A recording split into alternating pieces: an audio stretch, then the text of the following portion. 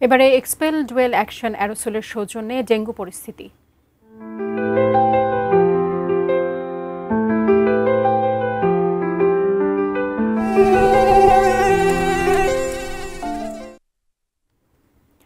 এবার কিছুটা দেরিতে শুরু হয়েছে ডেঙ্গু মৌসুম। এখনই কার্যকর ও সমন্বিত উদ্যোগ না নিলে সামনে ভয়াবহ সময় অপেক্ষা করছে বলে আশঙ্কা বিশেষজ্ঞদের। এদিকে স্বাস্থ্য অধিদপ্তরের তথ্য অনুযায়ী চলতি বছর এখন পর্যন্ত ডেঙ্গুতে আক্রান্ত হয়ে মারা গেছেন ১১০ জন। আক্রান্ত হয়ে হাসপাতালে ভর্তি হয়েছেন প্রায় ২৮,০০০ রোগী। ডেঙ্গু আক্রান্ত রোগীদের একটি নির্ভরযোগ্য প্রতিষ্ঠান হয়ে উঠেছে ঢাকার মুগদা জেনারেল হাসপাতাল। শুক্রবার এই হাসপাতালের ডেঙ্গু ওয়ার্ডে ভর্তি রোগীদের মধ্যে বেশিরভাগই এসেছেন কুমিল্লার দাউদকান্দি এবং ঢাকার বাসাবো এলাকা থেকে। ডেঙ্গু আক্রান্ত রোগী এবং স্বজনদের কাছে প্রশ্ন ছিল, গত এক মাসে নিজ নিজ এলাকায় একটি দিনের জন্যও কি মশার ওষুধ ছিটাতে দেখেছেন? ওষুধ ছিলেন আমি ২-৩ দিন থেকে দেখতেছি না আর কি। ডেঙ্গুর হাবভাবটা খুবই বেশি এখানে। যারা একটু টাকা পয়সা দেয় ওনাদের এলাকায় দেয়, বাসার সামনে দিয়ে মনে করে চলে যায়, ঠিকমতো চিপা যাবে, ড্রেনে মারে না। চিকিৎসকরা বলছেন, বিগত কয়েকটি বছরের তুলনায় এবার কিছুটা দেরিতে হাসপাতালে বেড়েছে ডেঙ্গু রোগীর চাপ। লক্ষণটা খুব একটা ভালো ঠেকছে না তাদের কাছেও।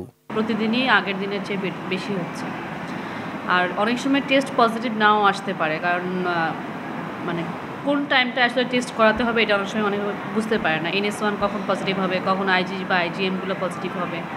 সেক্ষেত্রে যদি কোনো কনফিউশন যদি থাকে যে আমার জ্বর এসেছে, বিশেষ করে এই সিজনটা আমার জ্বর আসছে, তাহলে উচিত হবে যে আমি আগে একটা CBC ডেঙ্গু টেস্ট করে নিই, রিপোর্ট যাই আসুক। আর হচ্ছে পেশেন্টের আমি বলবো যে জ্বর তো থাকবেই, জ্বরের সাথে যদি অনেক বেশি বমি থাকে, পাতলা পায়খানা থাকে, যদি প্রেশার অনেক বেশি কমে যায়, যদি পেট ফুলে যায়, কারণ ডেঙ্গু পেশেন্টের পেটে আর বুকে পানি চলে আসে, অ্যাসাইটিস বলি আমরা, প্লুরাল ইনফেকশন বলি, ওগুলো হয়, তাহলে হাসপাতালে অবশ্যই যোগাযোগ করবে। সাধারণত মে-জুন থেকে শুরু করে সেপ্টেম্বর পর্যন্ত ডেঙ্গুর প্রাদুর্ভাব বাড়ে বাংলাদেশে। তবে এবার ডেঙ্গুতে মৃত্যুর সংখ্যা ১০০ পেরোলেও এডিসের পিক মৌসুম এখনও শুরুই হয়নি।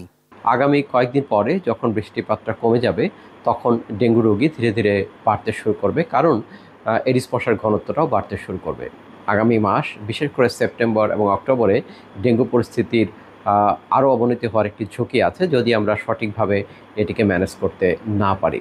তাই ডেঙ্গু, চিকুনগুনিয়া সহ নানা রোগ ছড়াতে দায়ী এডিস মশার বিরুদ্ধে এখনই বিজ্ঞানভিত্তিক সমন্বিত মশক নিয়ন্ত্রণ ব্যবস্থাপনার প্রয়োগ জরুরি বলে মনে করছেন বিশেষজ্ঞরা। Arafat Siddiqui, ATN news, Dhaka.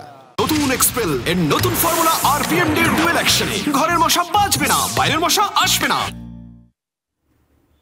Dengue ও চিকুনগুনিয়া সহ মশাবাহিত বিভিন্ন ভয়াবহ রোগের প্রাদুর্ভাব বেড়েই চলেছে।